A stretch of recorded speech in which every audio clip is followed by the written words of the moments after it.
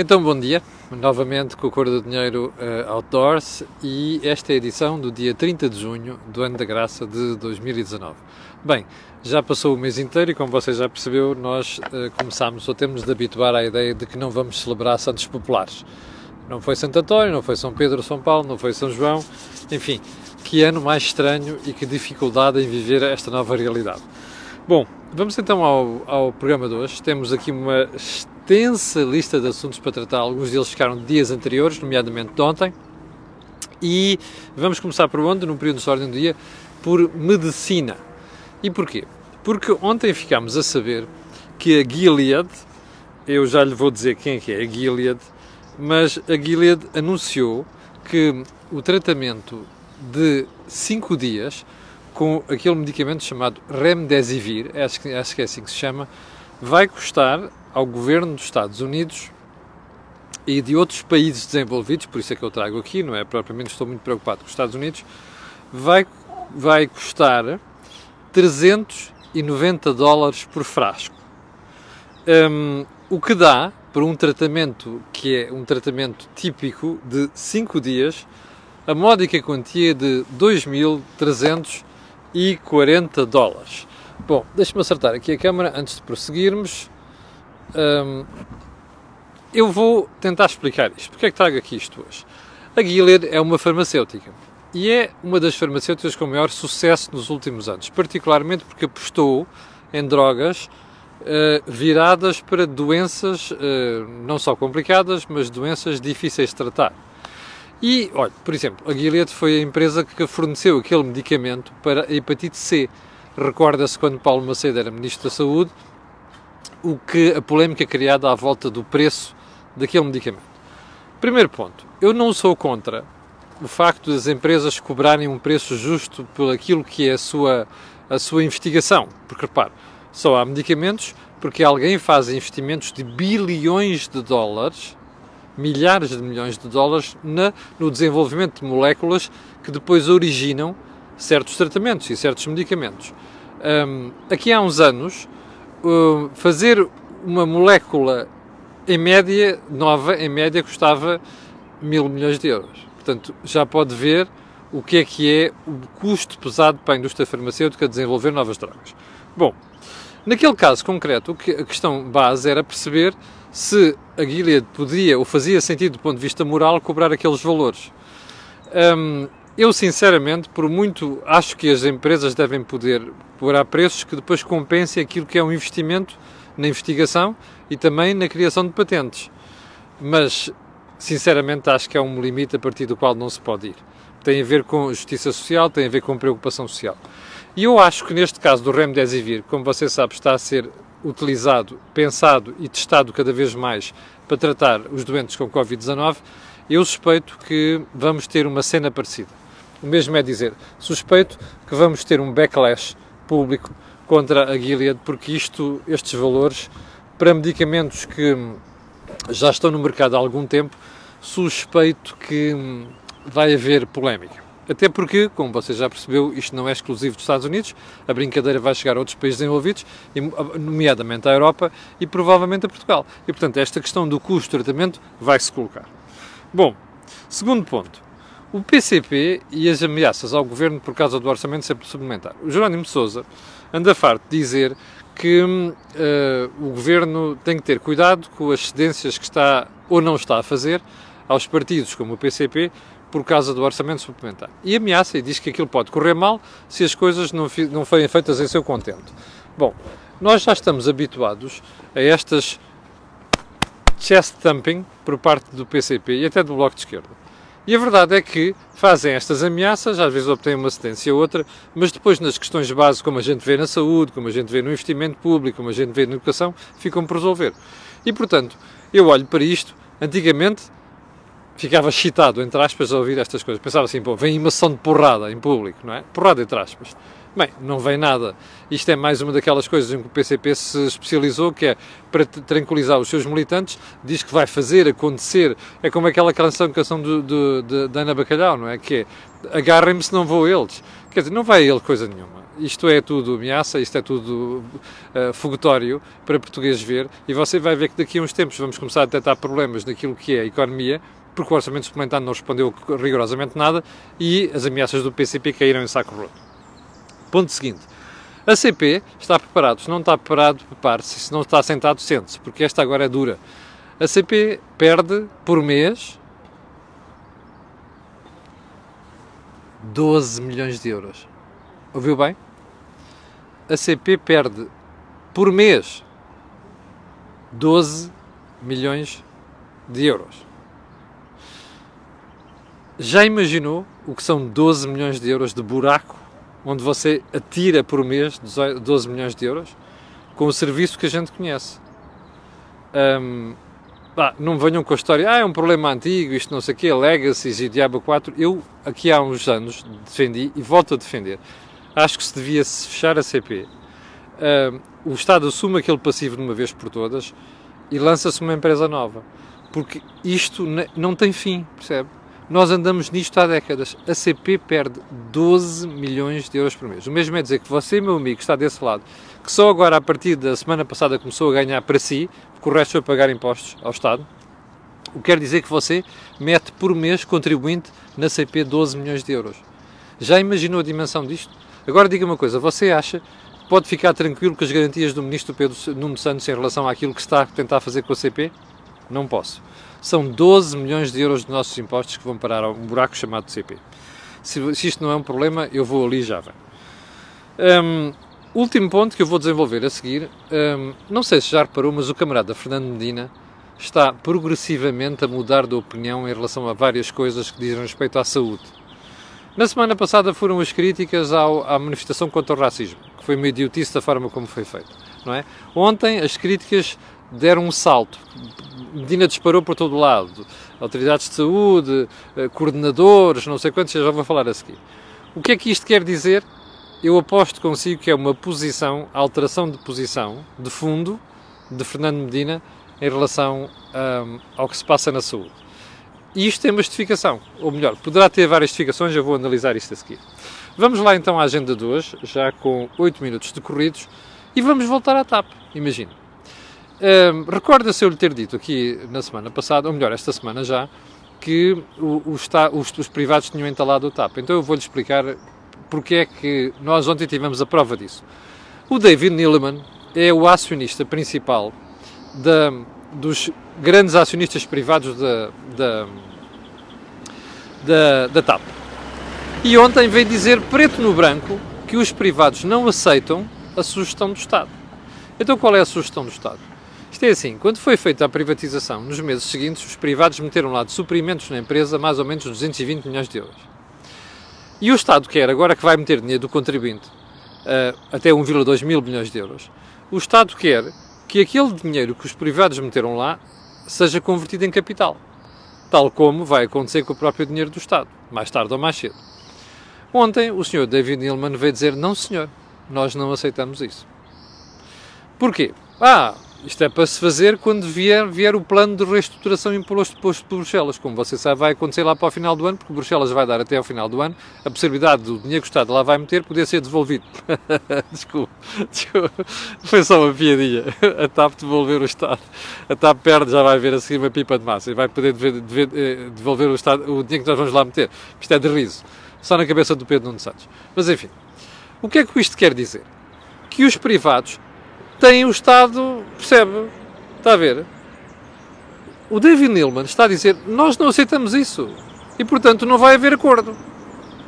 Você dirá, então, mas como é que não vai haver acordo se a TAP não tem dinheiro para pagar salários daqui a 3 ou 4 semanas? É muito simples. É que os privados têm o Estado na mão. E o que nós estamos a ver é que aquelas ameaças que o Pedro Nuno Santos fez na semana passada, e aquelas queixas que o Pedro Nuno Santos fez na semana passada, mostram uma coisa, o Estado está de joelhos, o Estado português está de joelhos perante acionistas privados. Isto tem um nome, tem uma fotografia, António Costa. Ou seja, está a ver como é que acabam as maluqueiras socialistas e comunistas nisto.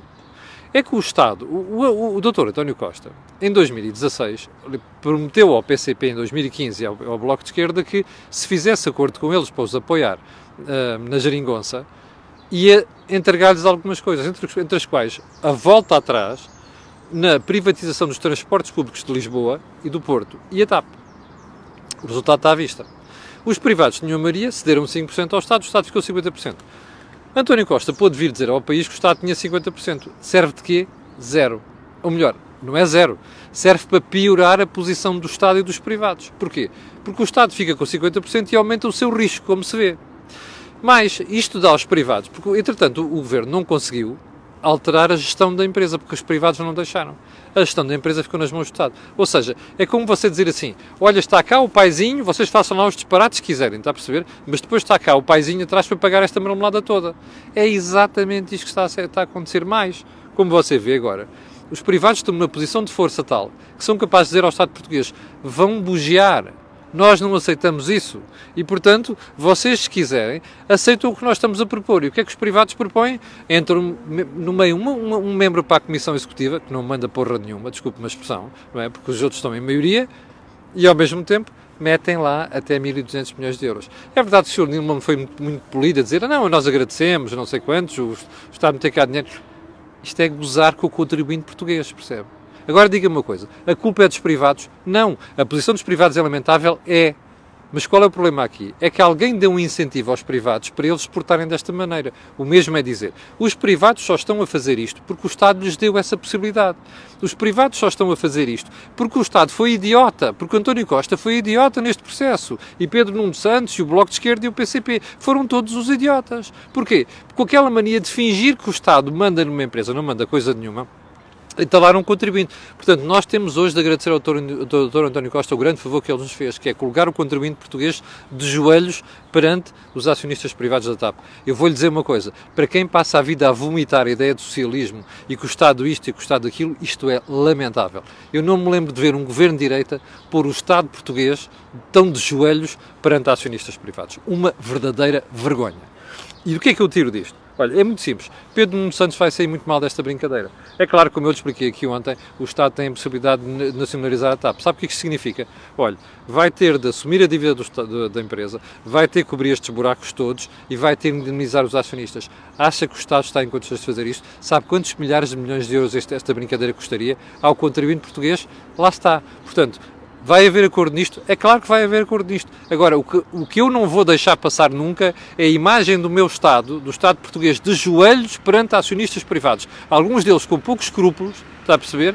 A fazerem esta figura e não vou desculpar, não vou perdoar este governo, eu contribuinte, estar de joelhos perante acionistas privados. Não posso perdoar. Isto é tontice socialista, isto é disparate socialista, desde que puseram lá os pés, percebe? E agora é bom que tenham coragem de assumir que erraram, que fizeram borrada e que por causa disto o contribuinte está refém dos acionistas privados, percebe? Foi isso que eles conseguiram fazer. Bom, para você perceber a gravidade do assunto da TAP, eu vou-lhe explicar. Olhe para os números do primeiro trimestre deste ano. Primeiro trimestre. Agora não se esqueça de uma coisa, os números só abrangem um mês de pandemia. Sabe qual é o prejuízo da TAP? 395 milhões de euros. Isto agrava por 4 os números do primeiro período do ano passado, do primeiro trimestre do ano passado. Você dirá, está bem, tem a pandemia. Tirando a pandemia, aliás, isto vai piorar, já lá vou, mas tirando a pandemia, eu garanto-lhe uma coisa, a TAP teria perdido dinheiro seguramente, tal como perdeu dinheiro em 2019, mais 100 milhões de euros, tal como perdeu mais 100 milhões de euros em 2018, percebe? A TAP é um buraco sem fundo. E é bom que a gente se convença disto. Eu ontem ouvi o Pedro Cisa Vieira, o Ministro da Economia, com aquela teoria de que é uma empresa estratégica. Eu, quando ouço os governos falar de empresas estratégicas, a começar pela direita, acabar na esquerda, fico sempre a tremer, percebe? Se me põem os pelos da punta, como dizem os espanhóis. Sabe porquê? Porque isto quer dizer que, mais dia ou menos dia, o contribuinte vai arcar com esta pancada das empresas estratégicas. É exatamente aquilo que você tem aqui, tal como você tem exatamente com o Novo Banco e por aí adiante. Portanto, a mim, eu volto a fazer esta pergunta. O Bloco de Esquerda e o PCP, que andam tão preocupados e a vomitar raiva por todo o lado, ou melhor, pseudo-raiva, por causa do Novo Banco, aqui não tem nada para dizer. É que são 1.200 milhões de euros. É que não pode haver um critério para o Novo Banco e haver outro critério para a TAP. Está a perceber? Bom, Pedro Nuno Santos, continuando a Berlinda, porque já reparou, olha, as explicações que começam a aparecer a esmagadora maioria dos casos de Covid-19 na zona de Lisboa acontecem em certas linhas de metro e da CP. Sintra, linha amarela, linha azul. E a teoria é, o que está aqui a acontecer é a propagação tem muito a ver com as condições dos transportes públicos. Pois, Pedro Nuno Santos veio logo dizer que não. Que não sei o quê. Olha, no caso da CP, por exemplo, não é verdade, as medianas. Porquê é que dirá-se as medianas?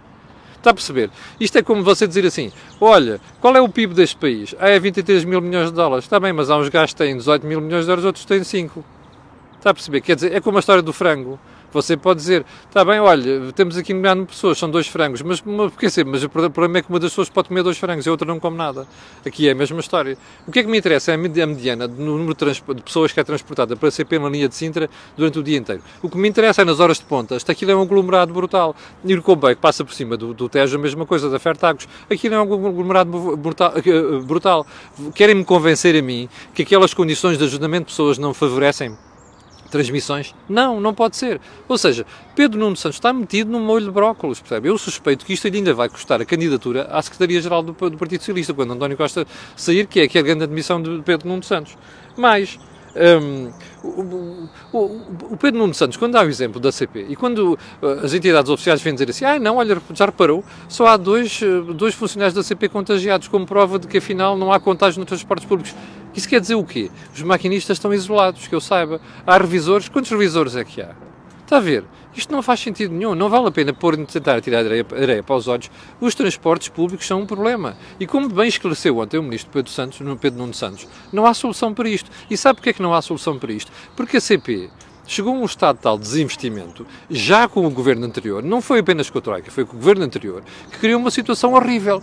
E é muito simples. Qual é a situação? Não há comboios, percebe?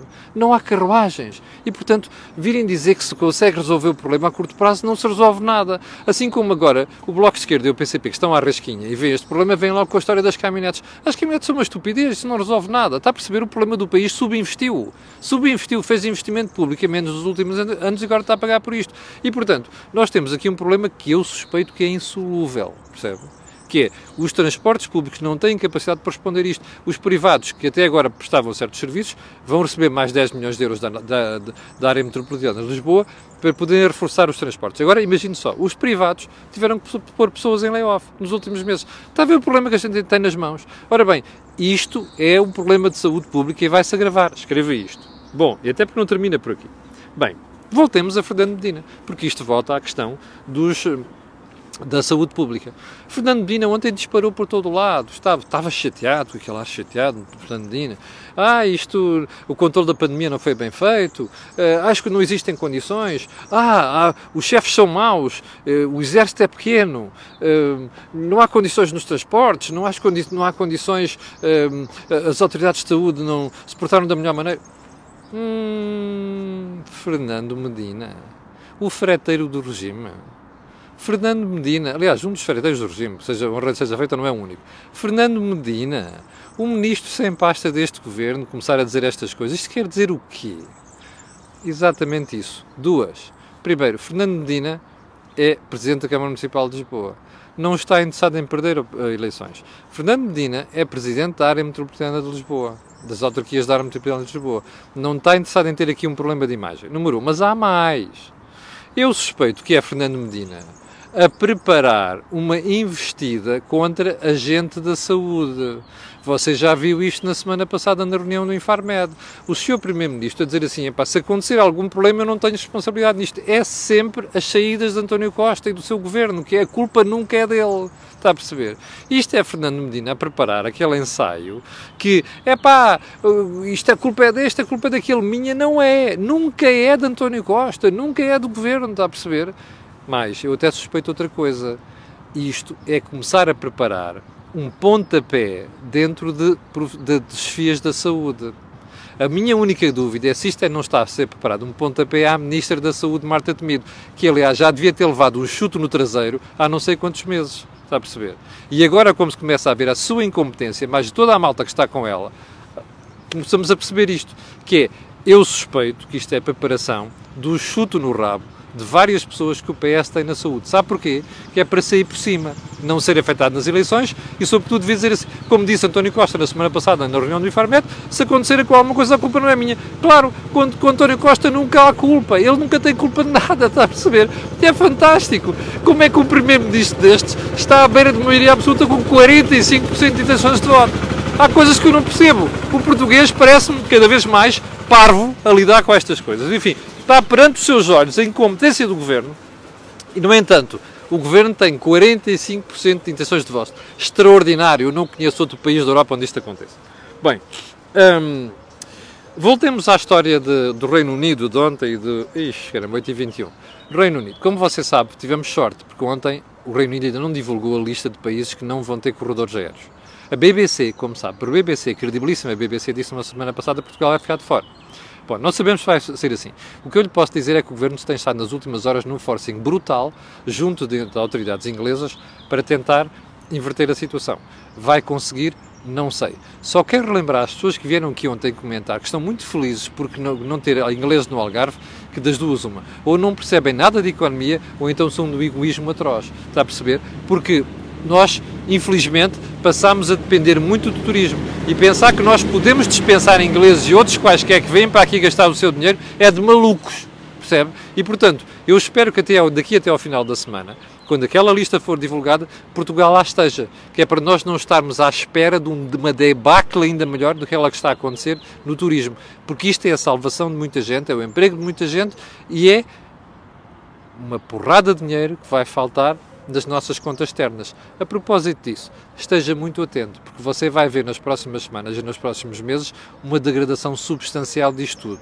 Para o final nada, que eu vou deixar o resto das matérias para amanhã, não temos hipótese. Uma delas é, não há austeridade, pois não? Olha, os indicadores começam a aparecer por aí.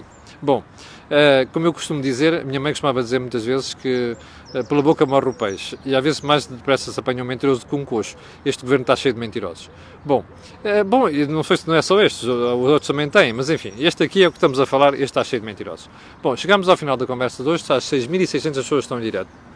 Eu quero agradecer a sua paciência e a estas e outras que vão ver, eu quero pedir aquilo que peço sempre, que é colocarem um gosto e fazer partilha nas redes sociais, porque aquilo que eu ouvi aqui não houve em mais sítio nenhum. Obrigado, com licença, e não se esqueça, por volta pela parte final da tarde, vamos ter o nosso Think Tank. Obrigado, com licença e até logo.